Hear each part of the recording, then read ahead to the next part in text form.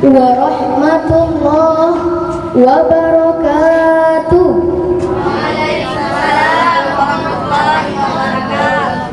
Alhamdulillah, alhamdulillahilladzi anzalal Qur'an wassalatu wassalamu ala sayyidina Muhammadin ba'dahu fi qaumin mutanawwi'ah wa ala alihi wa sahbihi wa man tabi'a risalata amma ba'd. Dewan Hakim, para jamaah yang dirindukan surga Allah yang saya muliakan, Al-Quran merupakan firman Allah Subhanahu wa ta'ala yang berfungsi sebagai pelajaran, obat, petunjuk, dan rahmat dalam merancang bangun peradaban manusia, baik di dunia terlebih lagi di akhirat. Untuk itu, izinkan saya pada hari yang berbahagia ini untuk mengutarakan sedikit syarahan singkat dengan judul Al-Quran dan Pesan Moral untuk membangun generasi pemuda yang Qurani. Hadirin, minimal ideologi Al-Quran kosong dari pengalaman, gersang dari pengetahuan. Akhirnya apa yang terjadi? Pemuda-pemuda yang ada di Aceh hanya 20% yang bisa membaca Al-Quran dengan baik, 60% yang tidak bisa membaca Al-Quran dengan baik. Apa yang terjadi? Karena mereka lebih mengidolakan Lee Min Ho. Apa co? Bad Bunny.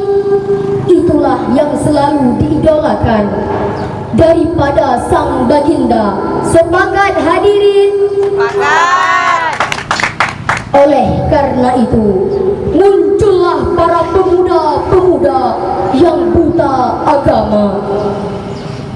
Padahal Allah telah berfirman dalam Al-Quran surah Al-A'raf ayat 9 sebagai berikut. A'udzu billahi minasy syaithanir rajim. Bismillahirrahmanirrahim. Inna hadzal Qur'ana yahdi lillati hiya aqwamu wa yubashshirul mu'minina alladhina ya'maluna as-salihati anna lahum ajran kabira.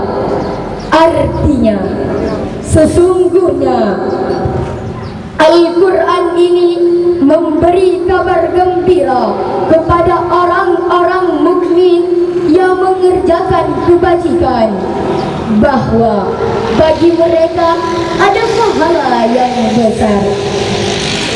Dewan Hakim, hadirin yang dirindukan surga yang saya muliakan. Lantas, pemuda seperti apakah yang diharapkan oleh masyarakat yang akan menjadi tulang punggung bangsa dan agama? Yakni para pemuda yang punya iman, para pemuda yang bisa membaca Al-Quran, para pemuda yang memiliki pikiran yang jernih. Betul hadirin? Oleh karena itu, bukalah mata wahai pemuda-pemuda Aceh. Sudah sampai masanya kita menyingsingkan lengan baju, mengkaji, mempelajari Al-Quran dengan baik. Kalau bukan kita, siapa lagi? Kalau bukan sekarang ini, kapan lagi? Oleh karena itu, Mari sama-sama kita jadikan Al-Quran sebagai Al-Quran di dadaku, Al-Quran pedoman hidupku, Al-Quran mata hatiku, Al-Quran segala-galanya bagiku. Oleh karena itu, kita pemuda-pemuda yang ada di Aceh, mari sama-sama kita kaji Al-Quran dengan baik. Kita kaji Al-Quran dengan sebaik-baik mungkin, karena dalam Al-Quran terkandung berbagai macam peristiwa. Mungkin dari syarahan saya tadi, kesimpulan yang dapat kita petik adalah kita generasi-generasi penerus bangsa, mari sama-sama kita jadikan Al-Quran sebagai pedoman hidup kita. Karena dalam Al-Quran sangat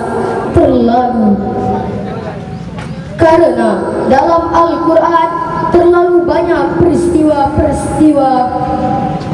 Namun hanya ini yang dapat saya sampaikan. Akhirnya, mari sama-sama kita nyanyikan lagu Pemuda Meiman. Pemuda meiman, hati tanya tenang, hidup di dalam Islam, sujud tengah malam, hidup pemulia, getanya pemuda maju ke agama Islam yang sempurna.